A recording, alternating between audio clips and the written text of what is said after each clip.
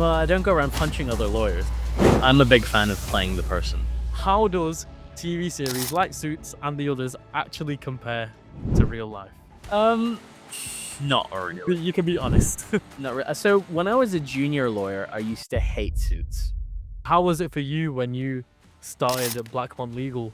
Emotionally, mentally, how was it for you? Terrifying. I think year one was everything they say about year one is true, right? You're worried about, whether your firm will survive. You're worried about yourself as a founder, as a creator.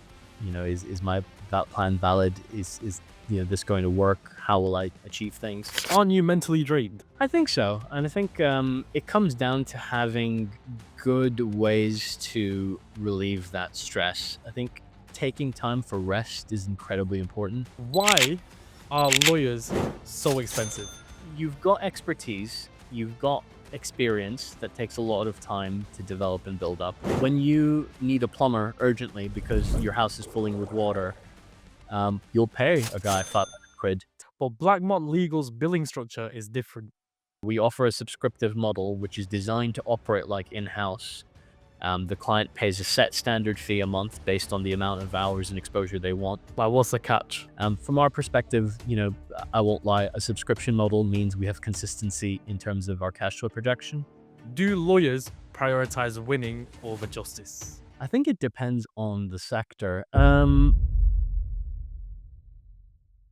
Hello, everyone. Welcome to episode 10 of the FMU Founders Mindset Unfiltered podcast. Joined here with me today is a guest who is in the legal industry.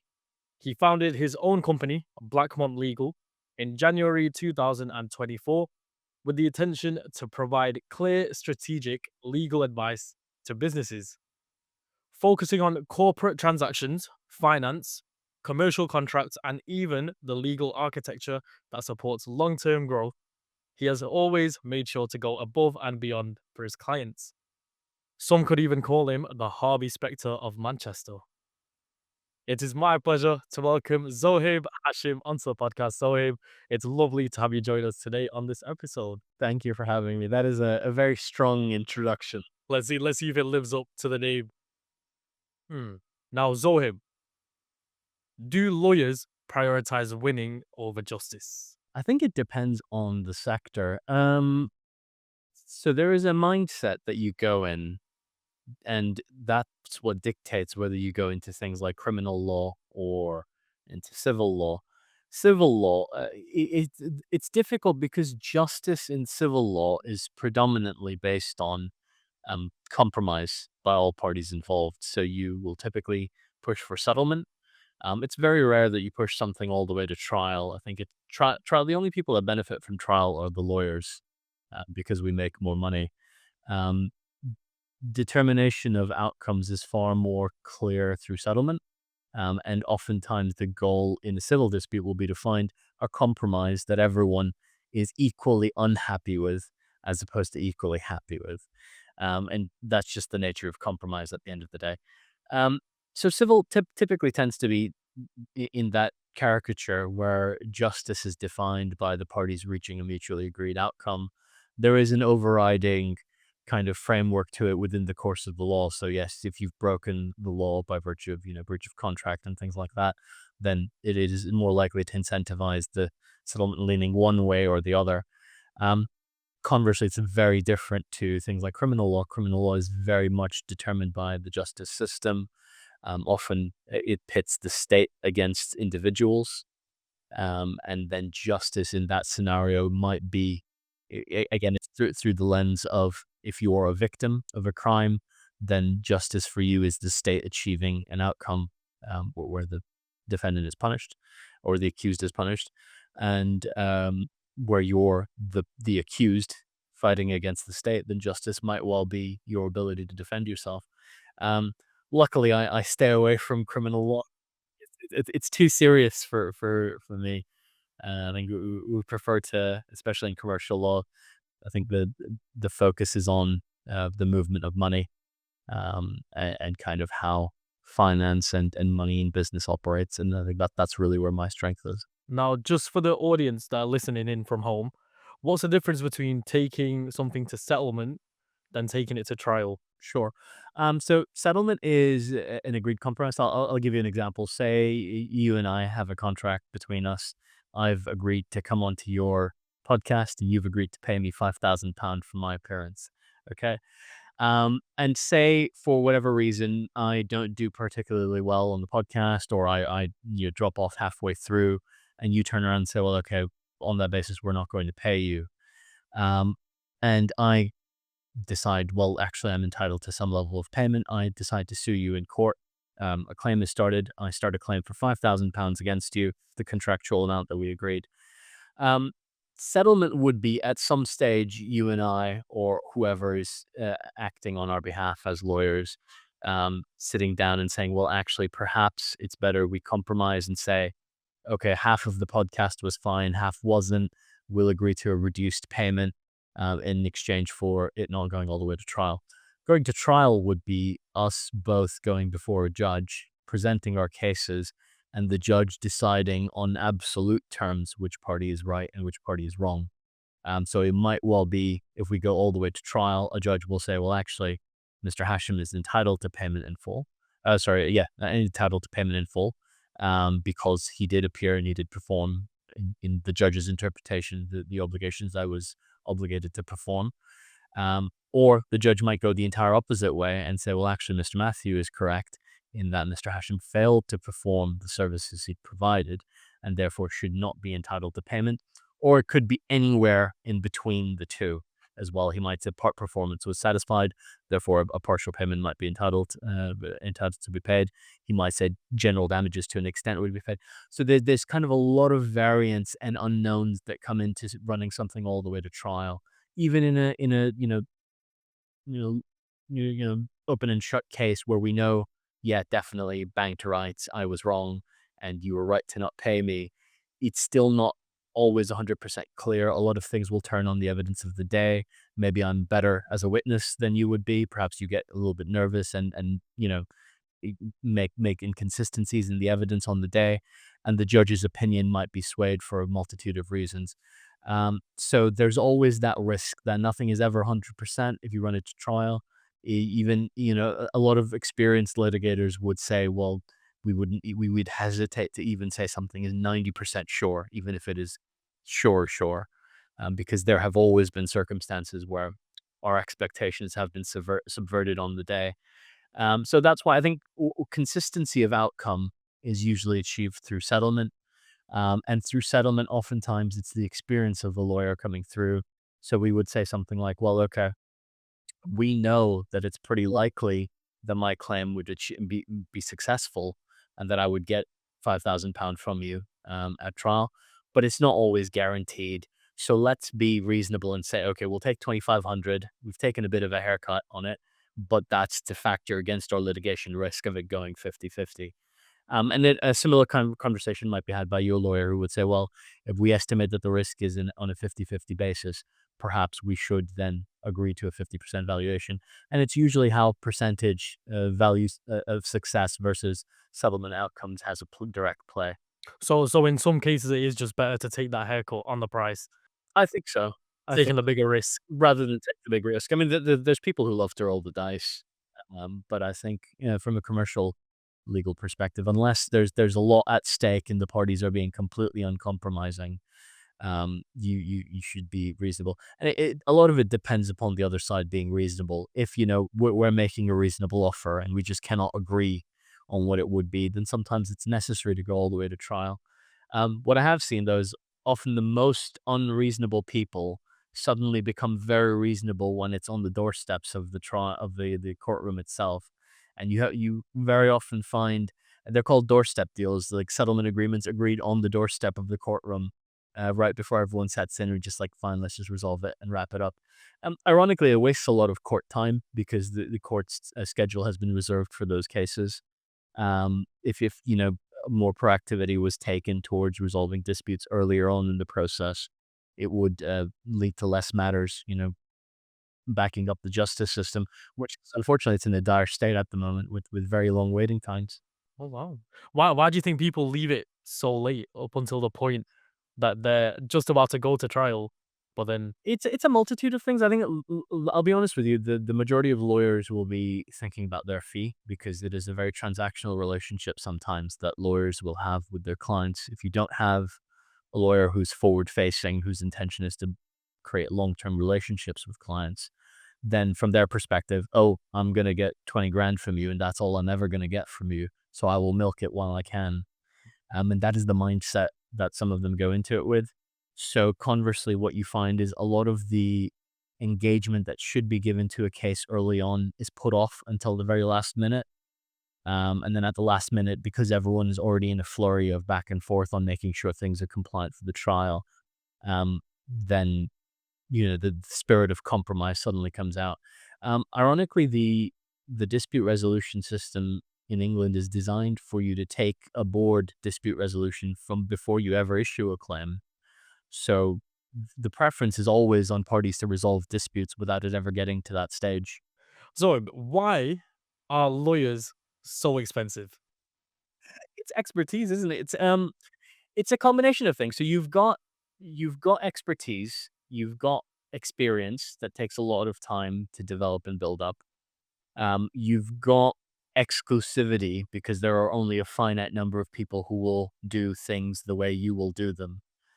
And then finally, it's also circumstance. When you need a plumber urgently because your house is filling with water, you'll pay a guy 500 quid to come in and seal one single pipe because you need it then and there. The consequence of not taking that cost on is far greater. Um, on an ordinary day, you could have had a mate out who, with the single screw cap, could have fixed it for 20, 30 pound.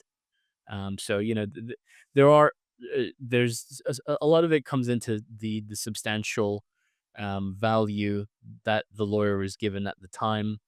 Um, I'm a transaction lawyer predominantly. So, because my job is facilitating deals, my value is usually seen in the fact that my clients make money when they work with me.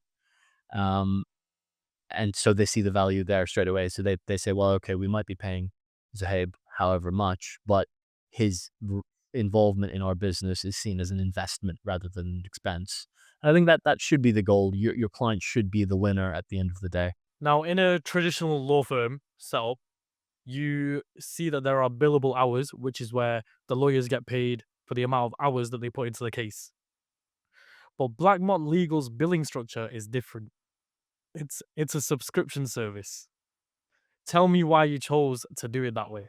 So we do have the traditional models as well because there are still some clients who prefer the traditional model, and we have to respect what the client wants. But predominantly, clients have moved away from the hourly billing model. They want certainty and transparency in what they will pay.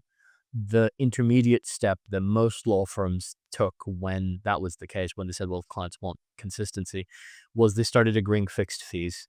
So they said, right, okay, we will say that our fee will be fixed to this much amount, but if anything is above or below that amount, then we will come back and requote you. And then sometimes what happened was it would develop into a hybrid relationship where the first part would be fixed fee, but then any subsequent work would be on an hourly basis. But consistently, the feedback we were getting from clients was that um, there was a level of uncertainty around what they would pay. And the consistent experience we were finding was the end balance on the invoice was very different to the quote that they were provided at the beginning and at the outset. And somewhere along the way, there was a breakdown in that communication where they were not kept up to speed as to the cost changing. So we said, fine, we'll do away with that. We'll keep the traditional model for the clients that want it. We have the fixed fee model for the clients that want that because they perhaps just want to use us for that basis. But our predominant focus was on creating a model where the client would see the lawyer as an investment into their business. So how do you create an investment? You change the mindset. You stop thinking of the lawyer as a cost center for the business and start viewing them as something you invest in. A common way that you see that in businesses and larger ones is an in-house counsel. So you have your own lawyer who's part of your staff. The problem with having an in-house lawyer is typically for a semi-experienced one, the price starts at £70,000 as a salary. and it usually climbs up to past £150,000. Then you've got NIC contributions, national insurance. You've got salary pension, PAYE obligations, other employee benefits, all kinds of things that you have to take into mind from time to time. None of that is applicable with our outsourced model. So we offer a subscriptive model, which is designed to operate like in-house. The client pays a set standard fee a month based on the amount of hours and exposure they want. So they know exactly what they have available as a resource. It eliminates the hesitation to pick up the phone and just call your lawyer before something happens, because a lot of times the hesitation is, well, if I call my lawyer, he's going to bill me for 6 minutes for a phone call. Um, if we said, well, look, we'll do away with that. The client is paying a subscription. They've got to find out a number of hours available to them. Let them use it because they need to be able to access that support whenever they need it.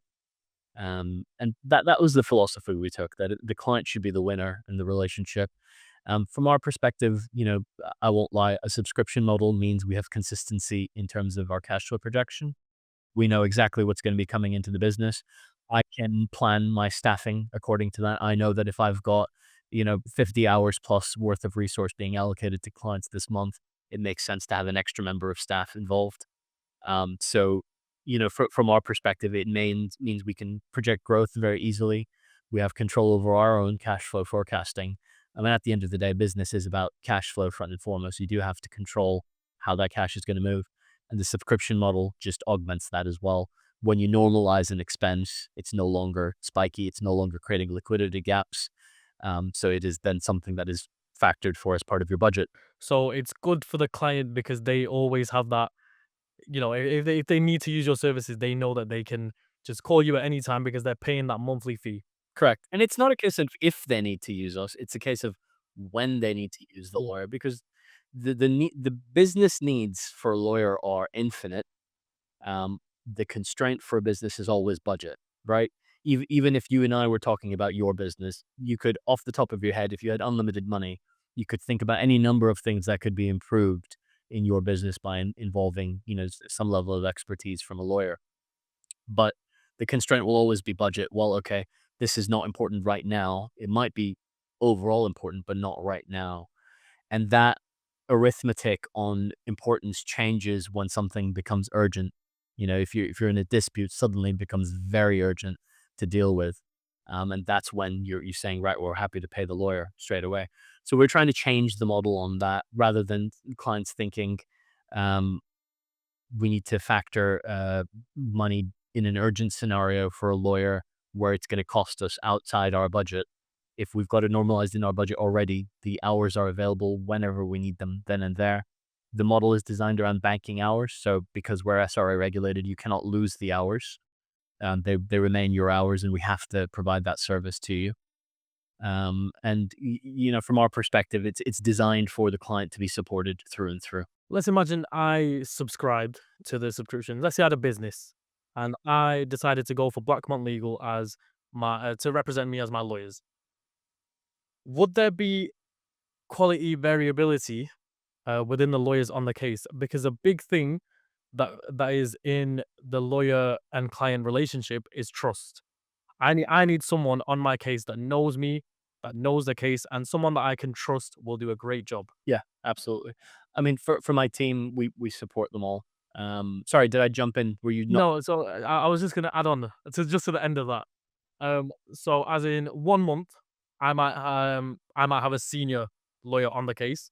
Another month, I might have a junior lawyer on the case that doesn't know much about my business or me. Is that the case with Blackmont? No, so the way we do things, there will always be a senior lawyer supporting the member of staff who's working on the case. So we might use juniors to help support the senior member, but the idea is that it must be a senior lawyer who is familiar with the operations and internal machinations of your business. It doesn't make sense for that to be a junior member unless it's a junior member who's developing alongside the senior.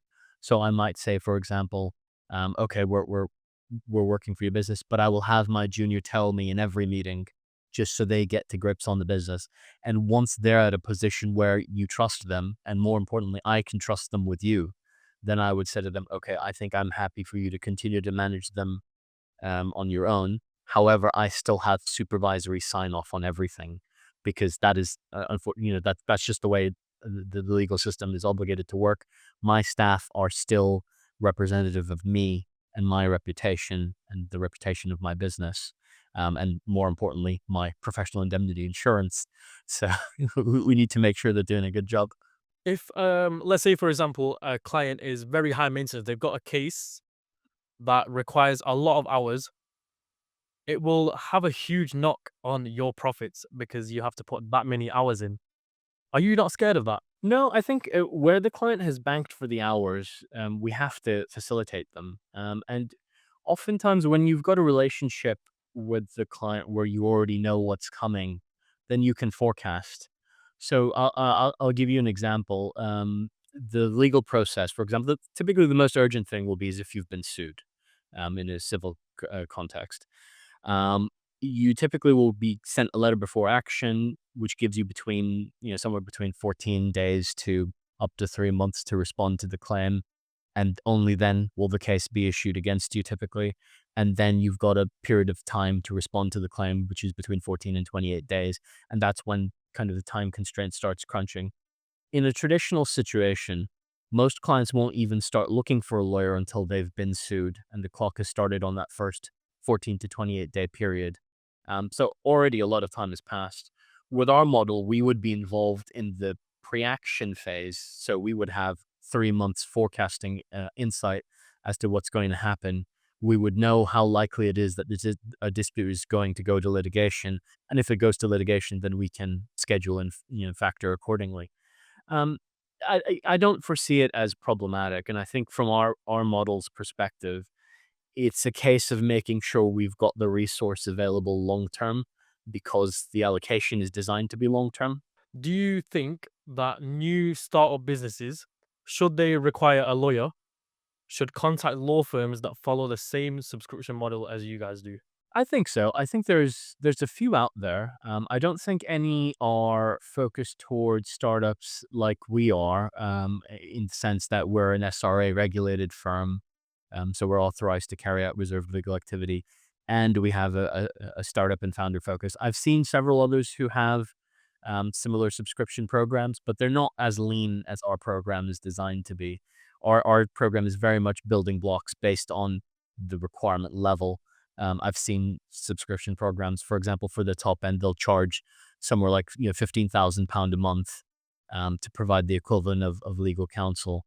And to which I'd say, well, why don't you just hire a member of staff full time? At least they'll be yours. Um, so there's a number of kind of different approaches that can be put to these kinds of things. But I would always say that uh, for lower end cost, there are services that are designed to be very friendly for startups, and they're designed to give a level of leanness and support that still facilitates, you know, startup legal requirements. And I'm very careful with the way I'm phrasing that because all of these businesses, they're still designed to be profitable. So they're still making money, whatever fee rate they're charging you. I would always check what they're giving you back. If someone is charging, is offering you a fixed cost fee for unlimited access to a lawyer, you've always got to wonder, well, if I'm only paying £500 a month for unlimited access to a lawyer who would typically charge £500 an hour, what am I getting? Is it actually a lawyer who's charging £500 an hour, or is it being outsourced overseas to someone who might not be familiar with the jurisdiction? Is it going to be the same lawyer every time? Or, what's the kind of the game that's going on? Like, what's the catch? What's the catch exactly? Yeah. Now, as you could probably tell from my intro, one of my favorite TV shows and one that I've just recently finished is Suits, and I'm sure you're familiar with it. And there's many more TV series just like that that kind of represents a typical a law life, if you want to say all that, right? How does TV series like Suits and the others actually compare to real life? Um, Not really. You can be honest. Not really. So when I was a junior lawyer, I used to hate suits. I used to hate suits because anytime someone would ask me, "Oh, what kind of lawyer are you?" and I'd say corporate and commercial, and they'd be like, "Oh, is it like suits?" I'm like, "No, we work 12 to 14 hour days. We sit in the office all day long. All we do is look at computer screens or paperwork. And occasionally there will be a phone call that we've completed on something, and that's the end of the deal. For a period, I was like, I'm more like Mike than Harvey, because I used to be very technical in kind of litigation skills and stuff, and I was like, oh yeah, that's the better approach. As I became a law firm owner, so kind of 10 years plus experience, then I started to see the kind of the value that Harvey brings. And the value of Harvey is not in kind of the approach they have to the law or anything like that. All of that is fictional.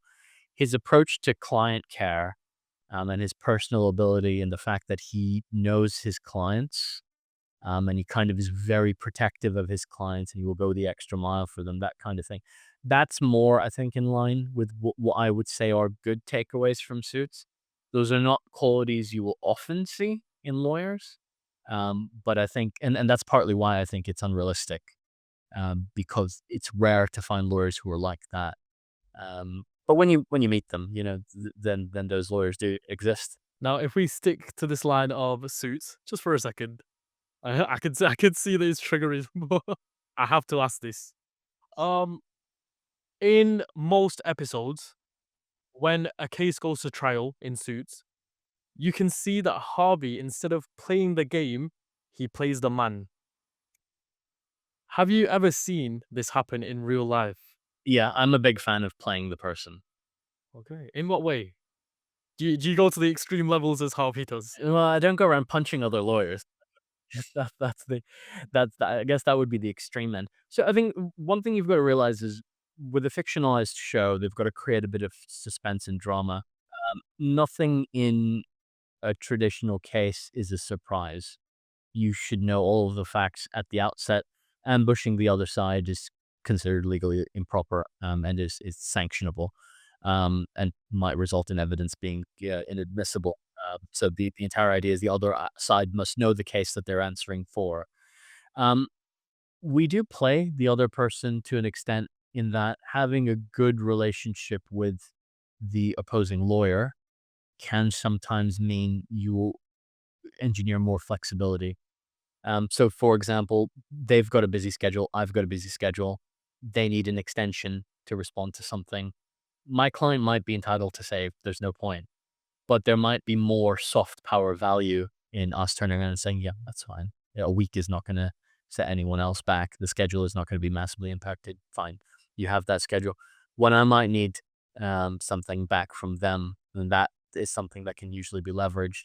They'll never go so far as to compromise the position of their client, but it can mean that you can have a far more candid conversation with them, which is great, I think, when it comes to settlement discussions. I find being too adversarial with opponents is a junior lawyer's game. Someone's a novice when all they do is just come aggressively at the other side, fighting straight out the gate.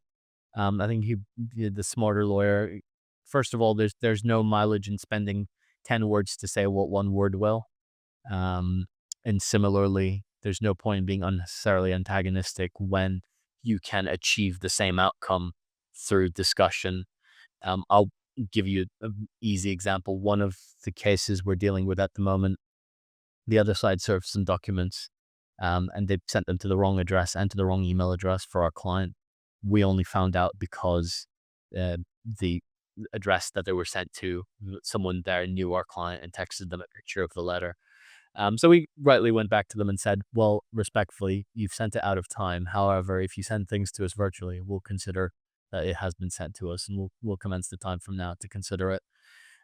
They did a whole song and dance about how, oh yeah, according to law, it's in time and this and that, blah, blah, blah. And I was like, look, at the end of the day, all you need to do is forward me the documents, and then we will commence the period with the stipulated timeline anyway. So they spent a lot of time doing what one sentence would have done. What can we do? Right. I want to kind of go off topic for a bit because for the past 20 minutes, I've been trying to figure out your accent. I'm sensing a bit of UK, but I'm also sensing a bit of American in there. Is that true? Is that right? I don't know where the UK's come from. No, I've been here for 20 years, so I would expect it to start setting in. There's a little hint there here and there. So I grew up predominantly in the Middle East, with American schools and kind of British schools. So a lot of my accent is in the international schooling accent, um, which is a lot more pronounced American. I think since I've been living here, it's been anglicized a bit more. I speak a lot faster than I used to. I think that's the British influence. I think I pronounce certain words in a more British way. So I get told that I sound Canadian a lot because Canadians tend to have that mix. Yes, I can definitely hear it. Whereabouts in America did you study? No, sorry, sorry, it was in the Middle East, so it's Saudi Arabia. Yeah, so predominantly my childhood was in Saudi Arabia, uh, in Jeddah and in Abha. So during the Gulf War, my parents were part of the military hospitals there. Both of them are doctors, so happily none of their children went into medicine. Have seen how busy they get. Um, And so, yeah, we spent a lot of our time, in international schools there. So the schools were American. Were you practicing law in Saudi Arabia or were you just No, studying? no, so I was a child. Yeah, I moved to the UK in 2006 for university. And then I qualified as a lawyer here, as well as overseas. And then it just kind of, this became home. And then my wife is a Pakistani American. We ended up meeting here. And then funnily enough, our children who have never lived anywhere other than England have American accents as well. Yep. I was gonna say I'm pretty sure the parents have a big influence on that as well. That's why. No, so you've studied internationally. You've have you practiced law anywhere outside of the UK? So when I was training, and cross qualifying, I cross qualified in Pakistan as well.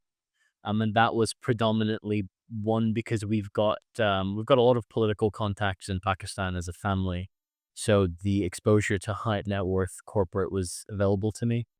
And at the time, it was difficult to qualify as a foreign lawyer here, um, because training contracts were very scarce. So I graduated kind of at the height of the credit crisis, 2009. So I said, well, okay, I'll go overseas for a year. I'll qualify there, and then I'll come back and do the cross qualification exams here. So my route to qualification was slightly different. I had to when I got back here, my focus at the time was just get litigation experience because that was what I felt was going to empower me most to getting into corporate and commercial. And then I managed to transition into a firm that saw the value of my potential. And then I was in corporate and commercial for about 10 years before starting up my own firm. Your route might have been a bit different, but you still made it in the end. You've got your own company now. And one thing that I saw was that you secured 50 clients in 6 months. I want to give a big congratulations, first of all, to that. That is amazing. How did you do it? I think it was just presenting our value proposition. So when we started the firm, when I started the firm, I should say, I sat down with some of my advisors and friends, and most of my background and training was in working very closely with C suites and especially FDs, finance directors. Um, so I got a very close understanding as to the impact, of, especially where cash flow comes in, and the impact that legal spend will have on a business. And it's something the lawyer doesn't see. And oftentimes, as junior lawyers, we talk about commerciality. You must be commercially minded. But even the very senior people in those firms saying you must be commercially minded to the juniors often don't understand what being commercially minded means. Commercially minded means having an understanding as to the financial impact you, as well as the situation, will have on your client. And I think that's where we were different. When we set up Blackmont Legal, it was very much a case of we have to be a mission led firm. And we adopted a mission statement from very early on in our journey. And the mission statement was redefining legal services for modern businesses.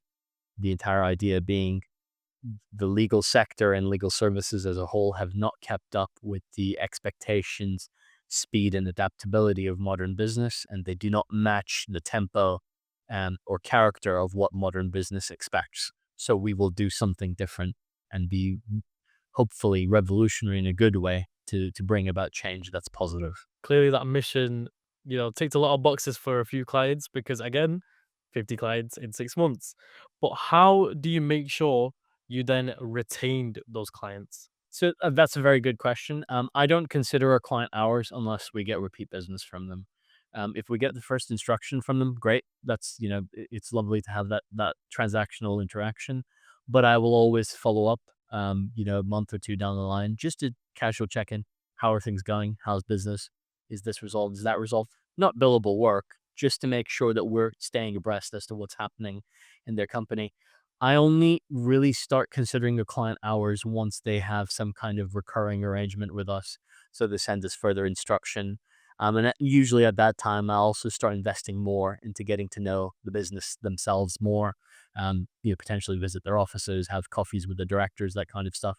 Because at that stage, it's about maintaining that relationship as well. You've done well enough to have secured their trust, where they're prepared to continue to work with you. And now it's to make sure that that trust is well placed. How do you make sure that you stay level headed and ensure that growth is still taking place without ego playing a part? It's a very good question. So it can be very easy to become very ego driven. I think, especially in business, when you have a couple of big wins. Um, I'm I'm relatively religious, so I'm Muslim, so I do take time for prayer. I think a big part of my kind of prayer recentering is that I shouldn't be arrogant. Um, Arrogance breeds complacency, and complacency is when mistakes start happening. And I've seen it far too often where, especially as a junior, I might have been very arrogant as to the position, and then been put in my place. And some of the lawyers who've done that to me have gone on to become very good friends of mine. And I still joke about how some of them, they taught me right from wrong. But it's part of the journey, I think. And I think defeating your own ego, it remains a lifelong thing. It's not just a business thing. Um, and I think gratitude is very important. When you're grateful, and share gratitude for the things that you have and the blessings that you have, it helps to reorient and recenter you a lot, because you then think about what those around you don't have, that you do have, rather than think about the things you don't have that others do have. So it kind of, it flips the mindset. Gaining 50 clients in 6 months is one thing, but no one talks about the 100, the 200 that you weren't able to obtain. How did you face rejection when they doubted your abilities, maybe when you started up? I think a lot of it is just you have to. The biggest validator is the first win. Once you get a win, then you know that there's validation for the model. When you have a rejection, often it will come down to understanding why the rejection was there. Um, there's a lot of different sales theories that come into play, that you can look into. I like Jordan Belfort's, so the Wolf of Wall Street guy. He's got something called the straight line method on selling. There's whole loads of complications to the method, but simply boiled down, his theory is that people only buy something from you if they, one, trust the product, trust you, and trust the company that you're representing or the brand you're representing. And the idea is that if any one of those three is missing, it's very unlikely that you will secure a sale. So my philosophy is always, well, if someone is not a client of ours yet, it's because we've not achieved, making sure that they sufficiently trust all three of those things. Is it an education about the product we're offering? Well, if they like the product we're offering, then it's not a case about the product, then it's a case that they don't trust me. So you can then build on that trust. And it becomes a long term game at that stage. It's not about, oh, yeah, they're not our client now because we've been rejected and therefore they will never be our client. It then becomes a case of, well, 6 months down the line, how are we done at improving that relationship? Is it still one that's likely to pay dividends in the long term? And then there will always be some people who just, they're not interested in you at all. They think that your focus is too much on selling, and they're focused too much, on things like, um, your uh, your product is either defective or they're just not prepared to explore the idea of something different. And you cannot change that mindset. That just is. Now, the thing about rejection is that you can only face it so many times that it starts to get tiring. And on top of being in this industry, I think you know that it can be very mentally taxing, always having to be switched on, the late nights and the countless hours that you have to put in for each case. Aren't you mentally drained? I think so. And I think it comes down to having good ways to relieve that stress. I think taking time for rest is incredibly important. I've realized it more as I've gotten older. I think when I was younger, I was like, oh, yeah, putting in the 14 hours makes me, a better lawyer. But I think, if you're not getting enough time to sleep and rest and recuperate, you're finding that you're also not leaving yourself enough time to do the creative things like thinking out of the box, like coming up with solutions. Um, and you cannot run a business that way because so much of business is about forecasting. So much of it is about thinking ahead. So you have to make sure you take the time to unwind and relax and rest and recuperate.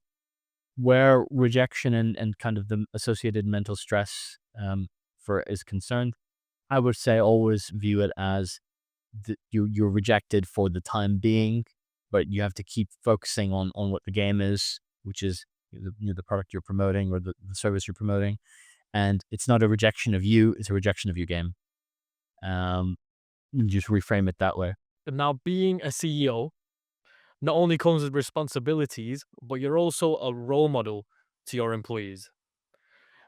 As we know, everyone goes through rough patches and become mentally drained. How, as a leader, do you present yourself as laser focused, even though behind the scenes you're stressed or you might be burned out? I think a lot of the time, the approach I take to being a leader is I think back to the leaders I wish I had developing. So if, I think back, oh, I wish I had someone who would have given me more positive rather than negative feedback. And so when it comes to time giving my staff feedback, there's always that, kind of itch to just say, oh, this is rubbish, and go do it again.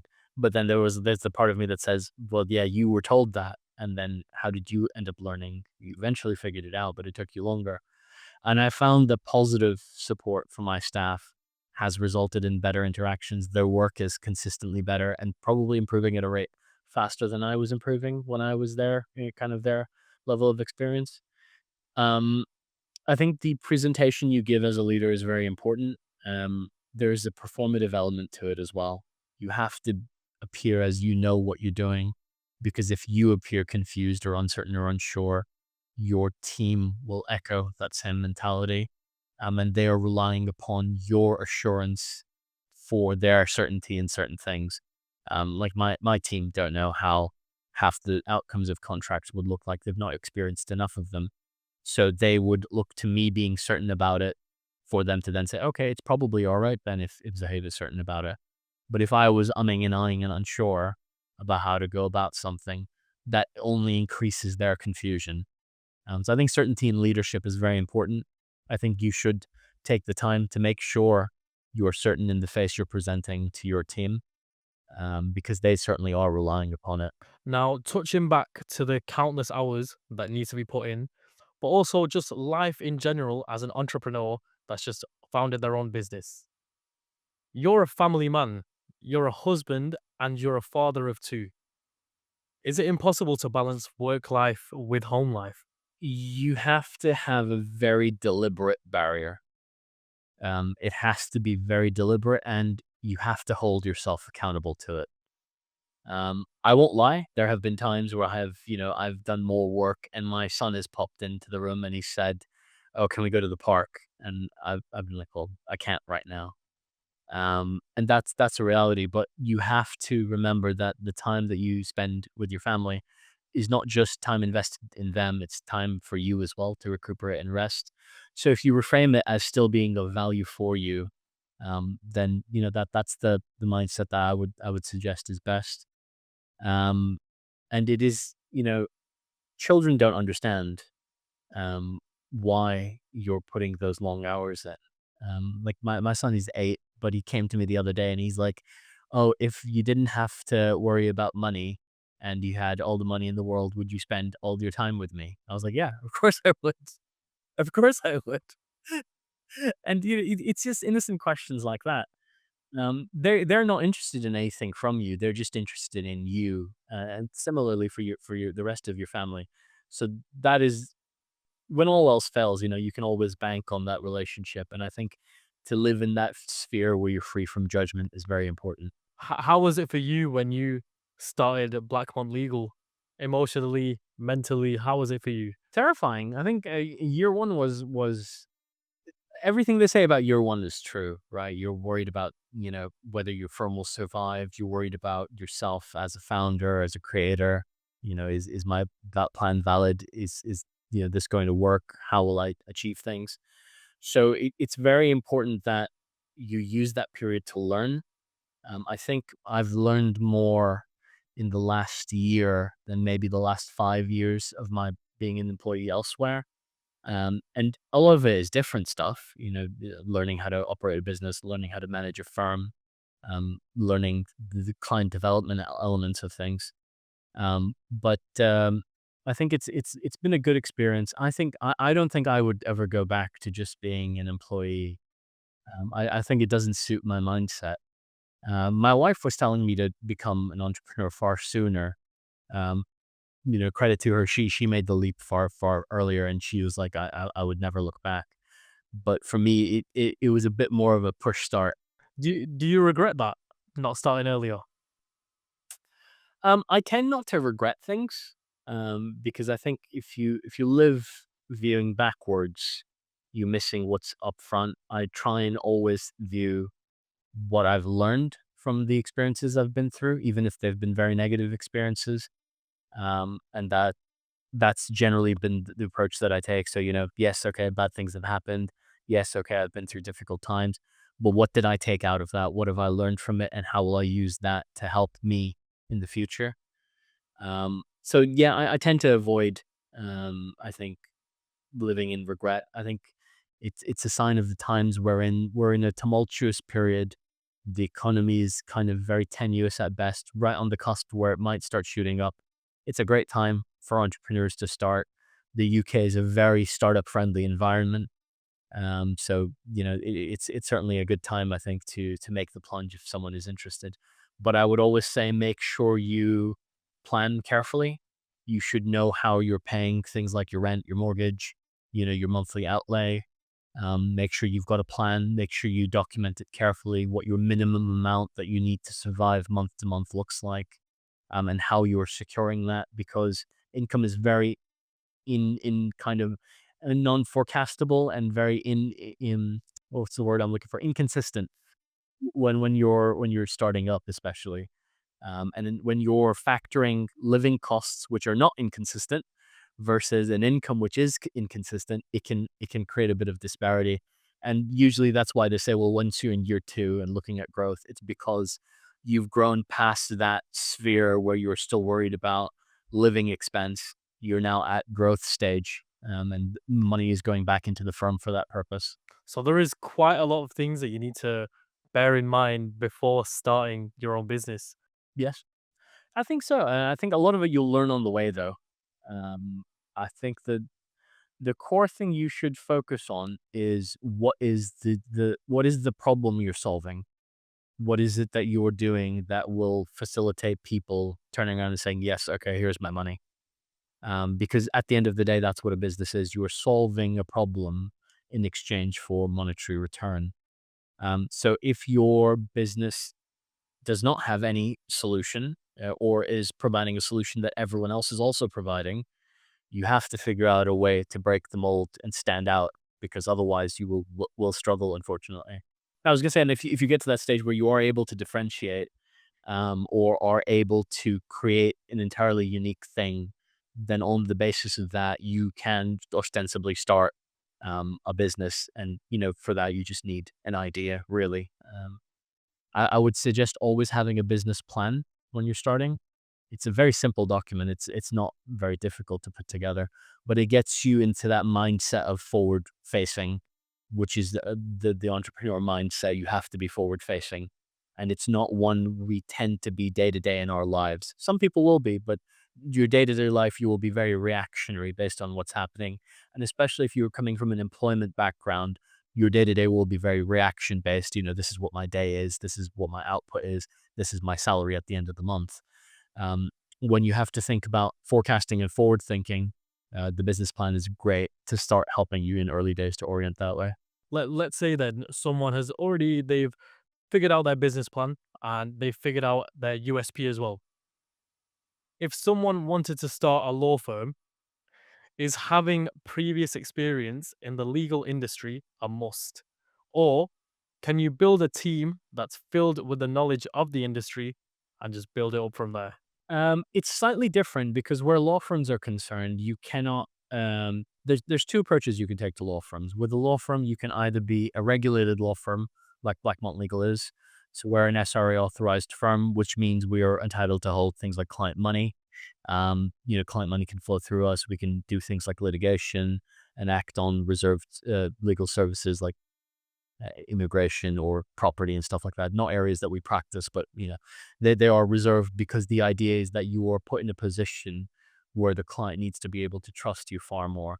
There is also the unregulated legal side where you will find a lot of firms who are just they specialize on things like contracts or very kind of basic advice in terms of HR law or employment law, that kind of stuff, which is still largely unregulated. To have a regulated firm, you're obligated to have been a 6 years qualified solicitor at the minimum, and you have to apply and be approved by the SRA. So, for example, even though we set up in January of 24, we didn't officially start as a firm until July of 24. So we've actually just completed 1 year of trading, even though officially our 1 calendar year ended in January. Um, because it takes time for the SRA to review all of the documents and application and then give the approval. We're obligated to carry a very dear amount of insurance. So the professional indemnity insurance that we carry, for example, will typically be the starting price will be £10,000 per year, but it indemnifies clients to a far higher standard than what uninsured firms or firms which are only insured on a generic basis do, and that their their level of indemnity will not cover legal advice, and it's very important for clients to be aware that really you are getting what you pay for. You might go with an unregulated firm and get very cheap contracts, but getting assurance on those contracts at a later date would be very difficult. So there are a lot of hindrances to starting up a law firm. There is an alternative business structure model you can do. I think there's a big investment requirement and a lot of authorization, but generally speaking, there's a lot of approval kind of requirement in place before you can set up a law firm. And one of the things they do check is making sure you've got a viable business plan. And so it always comes back to that. Yeah, every time. Now, thinking back to January 2024, when you first launched Blackmont Legal, I'm sure as startups, and I'm sure the audience at home who are entrepreneurs can also relate to this. When you start up, that is when the most mistakes are made, but it's used as a learning curve. What's one mistake that you made that you feel is important for a person that is wanting to start a law firm should look out for? I took the lesson of other people warning me about hiring too early to heart and ended up hiring too late. Um, to the extent where I was just way too busy and absolutely drowning in work. And then I was like, okay, I need to hire. And then the hiring process takes several months to get people on board. So I started the hiring process in January of this year, and we didn't have staff starting until May, um, which I think was just far too long. I should have ideally started the process earlier. Um, so that's I think one thing I regret not hiring sooner. I think it held me back a little bit. But once I was, had staff in place and started training them, now we're at a place where we're kind of on that growth curve again, to make sure we facilitate. I think investing in the right marketing is very important. Marketing is it's I think it's it can be very much like buying snake oil from traveling salesmen. Everyone thinks they're great at marketing, especially social media marketing. Everyone will be like, yeah, our agency's been doing this for a very long period of time, but the return on investment you get is often very poorly defined.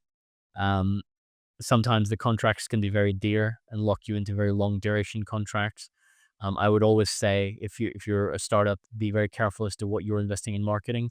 You definitely need to invest in marketing because you need to enhance your image, but bear in mind that it can become very costly very quickly, especially if you don't already have a regular income stream. For our audience members watching at home that do want to start a law firm, you heard it from a main man himself. Look out for these mistakes. So, but how regulated is the legal industry? How regulated? I think so. I mean, it's pretty regulated. The objective of our regulator, the SRA, the Solicitors Regulation Authority, is to ensure that one, clients are not hard done by the actions and practices of solicitors, and two, maintaining the reputation of the profession overall. Um, you'll commonly hear the sentiment that lawyers are liars, right? Um, Professionally, we're not permitted to lie. In fact, we're actively forbidden from it. So the dishonesty element of lawyers comes from a deeper level of distrust than either based on being on the opposite side, where a lawyer is coming after you, or from an interaction with your own lawyer that hasn't been very positive. Um, I think there's more that can be done to assure the client experience. I think a lot of the times law firms get away without being very transparent as to what they're going to charge people, and then feel justified in it afterwards. That, oh yeah, we've done this work and we've charge you. I've seen law firms who have had no written agreement with a client, who've been passed papers, and the client said, "Well, can you tell us what it's going to cost us?" And they've provided a quote on that, and the client said, "Okay, we're not interested at this time." And then they've tried to charge the client for that, whereas they'd clearly, obviously tried, obviously agreed to do that free of charge. And these can be very large, reputable firms, and usually they do it because they get away with it. So I think the regulator can do more. The regulator does do a lot to protect um, clients. So, for example, the SRA maintains an indemnity fund, and there was a very big law firm that stole a lot of client money. I say stole, but there's more complexity to it. But a lot of client money went missing, shall we say?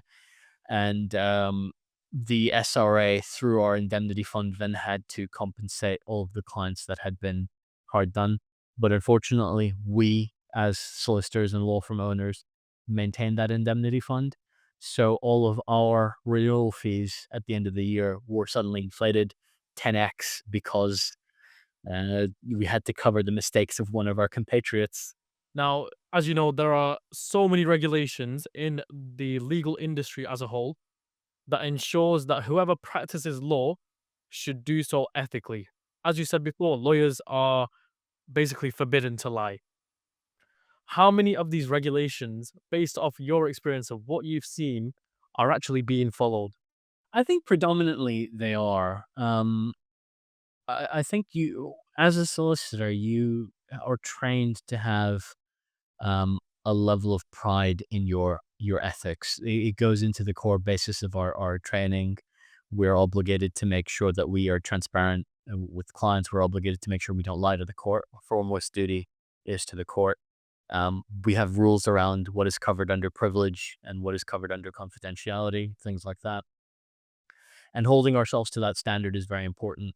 Our regulator also plays a big part in that. So, for example, um, if we have a criminal offense for any other thing, the regulator will usually step in and say, "Well, you might not be suitable to continue on in the profession," and remove that entitlement to practice.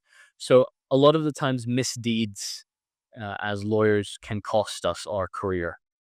And that, for some people who need that stick, it acts as that stick to keep them in line, so that they don't break rules. For others, I think it's just a by the by that, yes, okay, we are held to a higher standard by virtue of our profession, being trusted individuals.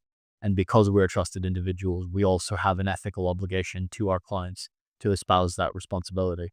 Now, one way that Blackmont is showing their ethicalness, is that a word?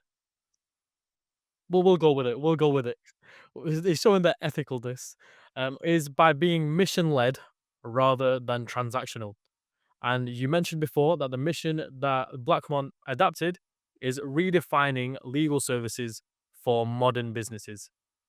Could you explain that for the people listening at home? Sure. So the philosophy was that what is modern business? What does modern business look like? Modern businesses are dynamic, young companies. They're startups. 95% of the UK economy is SMEs, and it's driving that value um, for those businesses that law firms should be providing.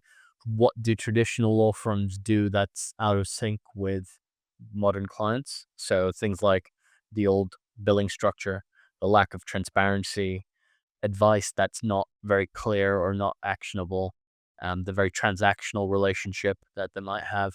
These were the things that we said, well, are historically seen by law firms, and we're going to do away with those. Other things we thought we could do was reduce our overheads. So we went with being a fully virtual firm. So we don't have a physical office. We do have a registered office. If clients do want to visit, they're entitled to.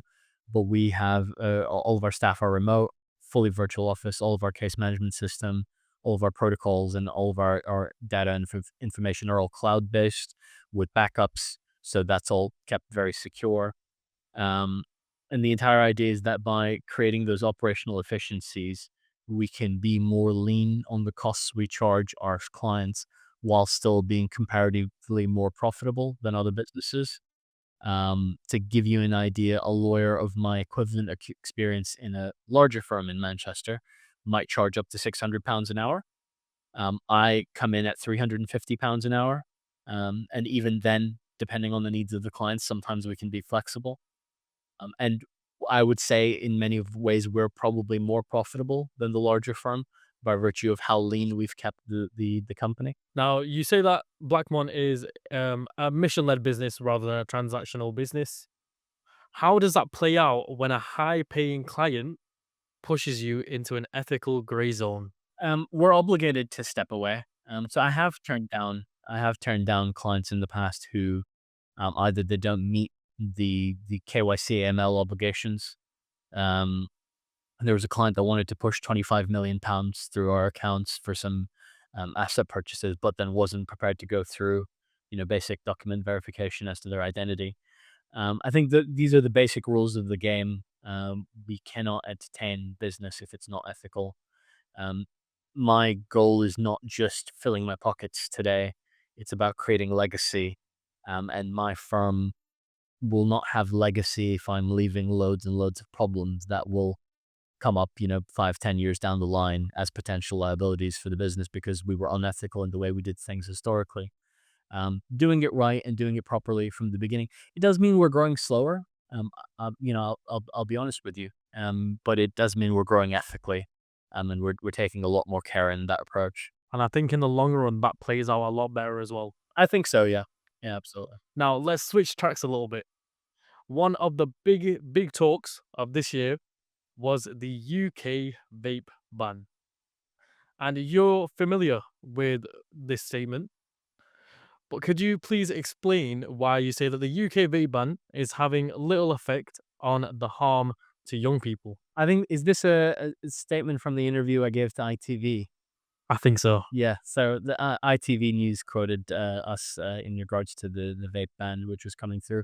For some context and background, I used to be involved in the vape industry with some of my background. So for the last 10 years, one of my biggest clients was a company called Dinner Lady, who are a pretty renowned UK based brand in the vaping sector.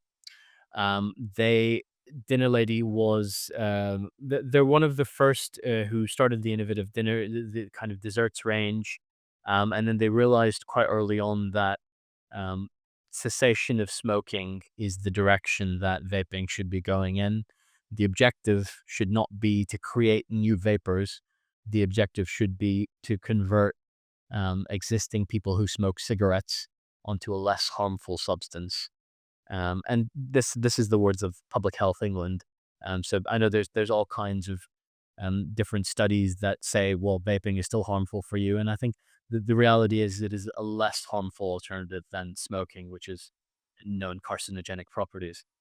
Um, so when vaping came into the fray, you found historically, and how familiar are you with the history of vape? So there's been so there Here and there.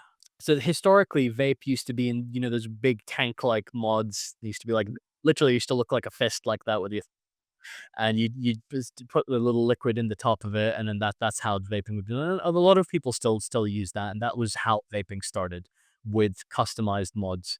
And then it started to move more sleek and streamlined, and you got a device called the Juul. So Juul. It was massive, yeah, massive in the US. And juuling effectively it became a verb. It was that popular. Juul was a very accessible device with disposable pods that would just go on top. It's very fashionable, small, easy, streamlined, easy to plug into a charger and that kind of stuff. Yeah, and I think most people brought it because it looked like a USB stick, so I can hide it easily. Exactly, hideable easily. It became very, very popular with school children, unfortunately, especially in the US, to the point where it became almost like a vaping pandemic. That tradition, unfortunately, carried on into disposables. So the disposable vape was the next big thing. So it was the single-use vape, where people would smoke it and then chuck it in the bin. The problem is, one, it's got a lithium battery. Two, it's got a lot of non-recyclable plastics. So this was just creating a landfill issue as well. It's very harmful for the environment. Um, so the disposables ban was inevitable, and sure enough, Rishi Sunak announced it a few years ago. But it was always a case of, well, what does that mean in terms of protection of minors? And the issue is the disposables ban, while it's come through, still operates a massive black market. So there are still a load of places, you'll find very large chains, so that you could go into, and they will still have disposable vape on the shelves, even though it's been banned. And trading standards are having a field day with it. They're going shop to shop and finding it. But what happens with this product when the shopkeeper is said, "You've got to take it out"? What are they doing with it? They're either reducing it to get rid of it quickly, or they're chucking it out. Very few of them probably chuck it out, but in both scenarios, that's not a really good outcome. Reduced means it's just going to whoever's prepared to buy it, and because they're selling it illegally, they really don't care who they're selling it to. And chucking it out in the bin means it's going into landfill, with charged lithium batteries going straight into UK soil. So there's a lot of problems that have happened with the implementation. I think there should have been. Um, so there are programs in Europe which are designed around reducing the harm of the environmental impact of vaping, where for every disposable unit sold, there is a government tax that is taken to implement towards a recycling program. Something similar should have happened for vaping in the UK, but it hasn't done. And now there's been a bit of a shift to pod devices. All they've done is it's back to the same device as Dual. The base unit is separate from the refillable pod. So it's a bit of a cyclical thing, I think, and it's going to continue for a while until they have a more innovative approach to reducing the onset of new smokers, which should be the goal.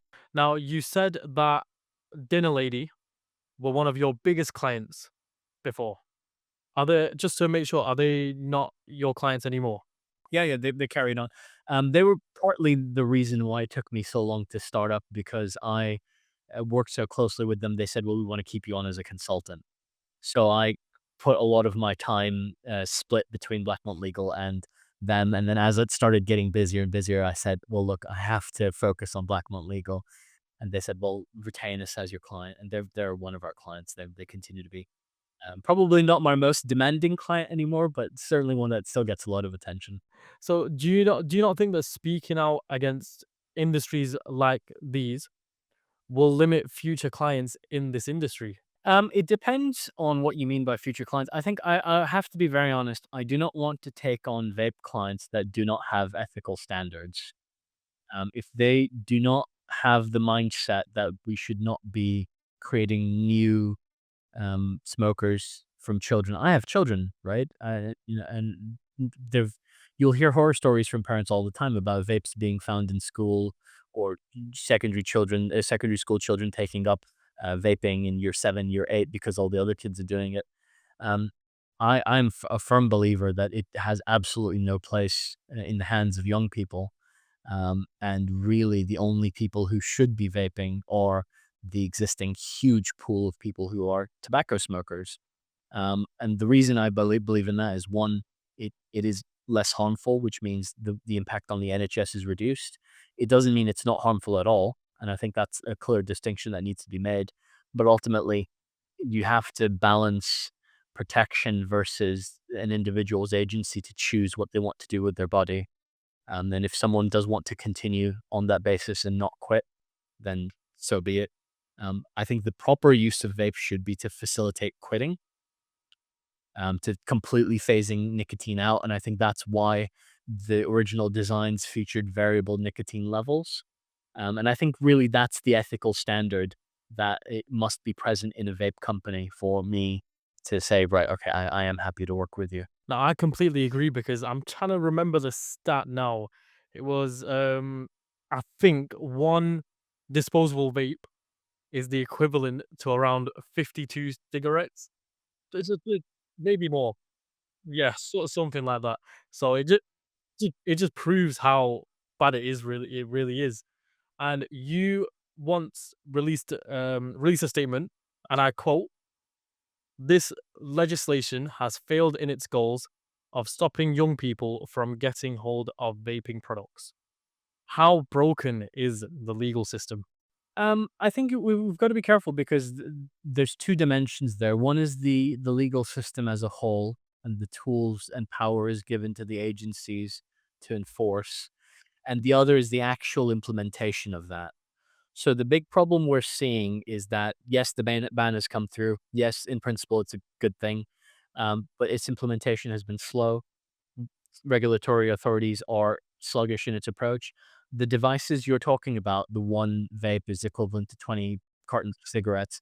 They've been unlawful in the UK for a very long time. It's the 20 milligram devices, which is the upper limit in the UK, or historically used to be. But you could still on the gray market buy devices that had a lot higher.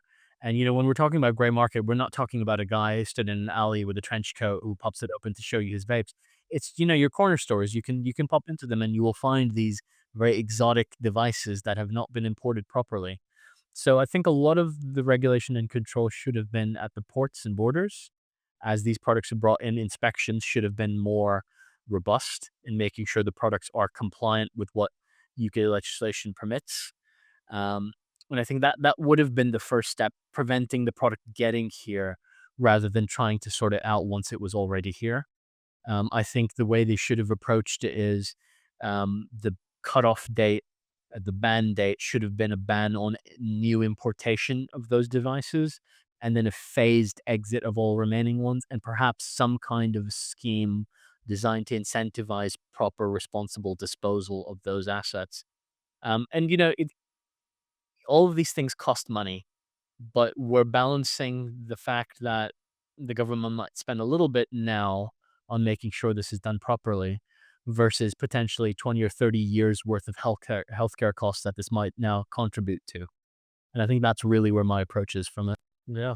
And sorry, I was just remembering another stat, and I remember it like it was yesterday because it was very popular in high school. So when I was in high school, it was around 4 years ago, 5 years ago. I was in high school. Um, one of the most popular types of vapes was not the 20 milligram ones, which is deemed as bad. It was the 50 milligrams. That I remember that phase because everywhere I looked, everyone had one, Yeah. and that And just it's more bang for your buck. That's why people went right, for it. right. And I'm sure if you look in the right shops, you can still purchase them without a doubt. So we can only hope that one day all just comes to an end. I hope so, and I know that's what you wish as well. I think it's a transiting industry, isn't it? It will evolve in its own way, and then it will become the next thing. I think another alternative people are doing more of now is the nicotine pouches, the little pouches they put in your gums, which some people don't view it as a favorable habit, but from my perspective, it's reducing what you're inputting into your body to just the nicotine. The goal should be to, I think, reduce dependency on the drug overall, but ultimately, I'm not a medical professional, and I know that these things are difficult. Now, Zoib, the stage is all yours.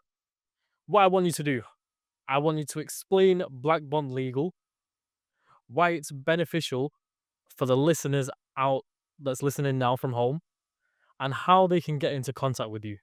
So Blackmont Legal is front and foremost a client-facing law firm.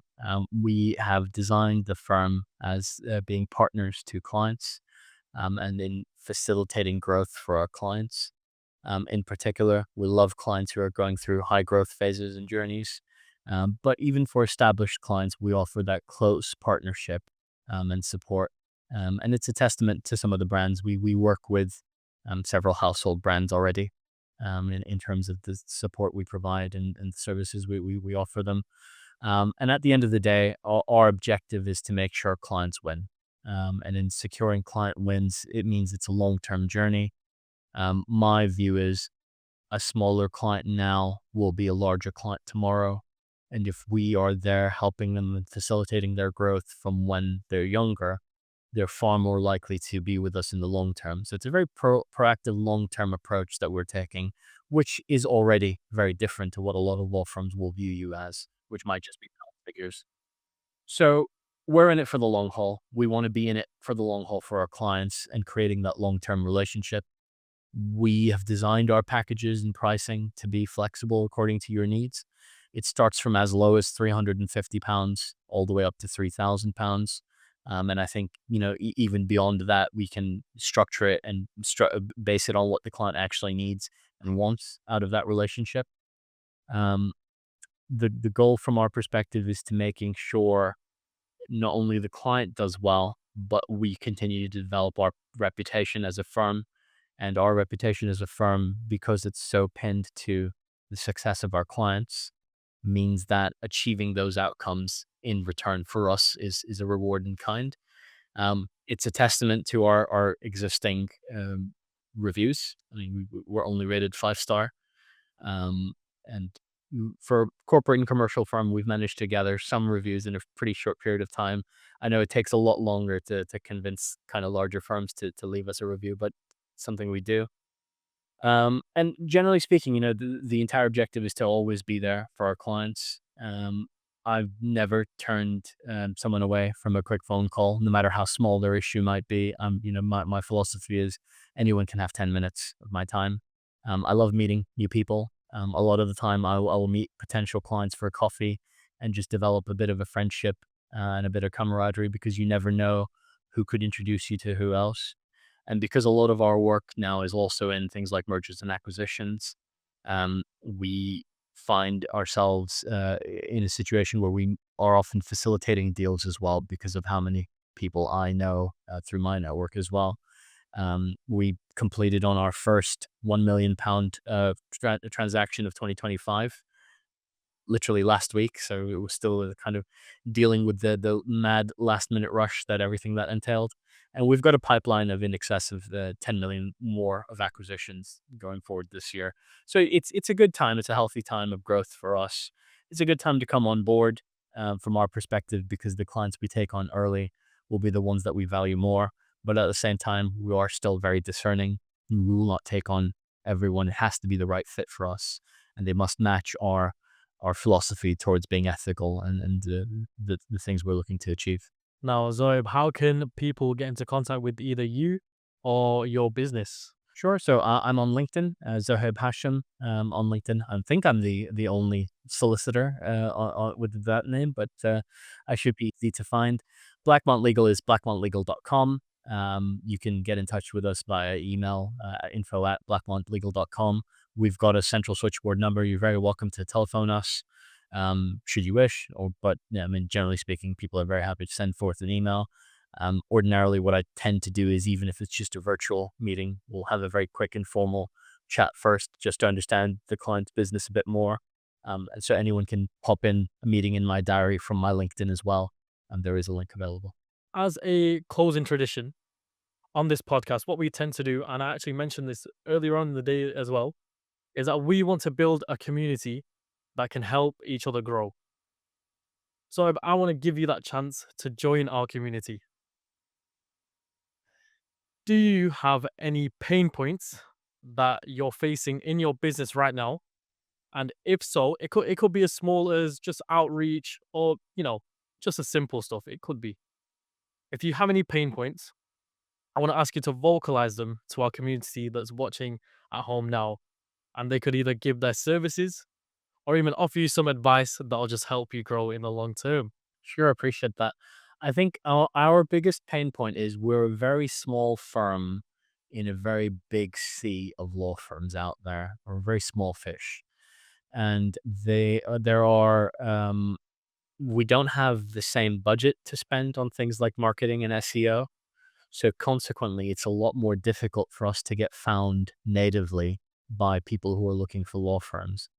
So we've had to resort to more non-conventional things like networking and really weighing in heavy on these things. Whereas a lot of law firms, they will have a minimal to moderate outreach, and then will spend a lot of money on their marketing budgets. I think from my perspective, if you feel like someone would get value from our service, please mention that we exist to them. The more people that are aware we exist, the better.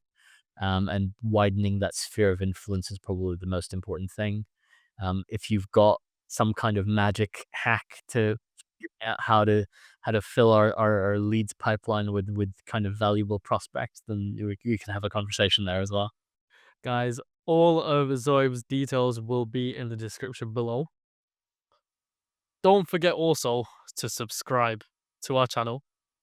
We're on YouTube, we're on Spotify, and I recently found out I've been saying Apple Music this whole time. I actually meant Apple Podcast. So we're on YouTube, Spotify, and Apple Podcast. Every single Wednesday, we drop a brand new episode at 5 a.m. So that's your morning commute sorted. So am I right? Absolutely. There we go. Listen, thank you so much for joining us for today's episode. It was an absolute pleasure, and I wish you nothing but the best of luck in the future. Thank you. Likewise. Thanks for having me. Thank you so much. Thank you so much. And to you guys, stay tuned for the next episode.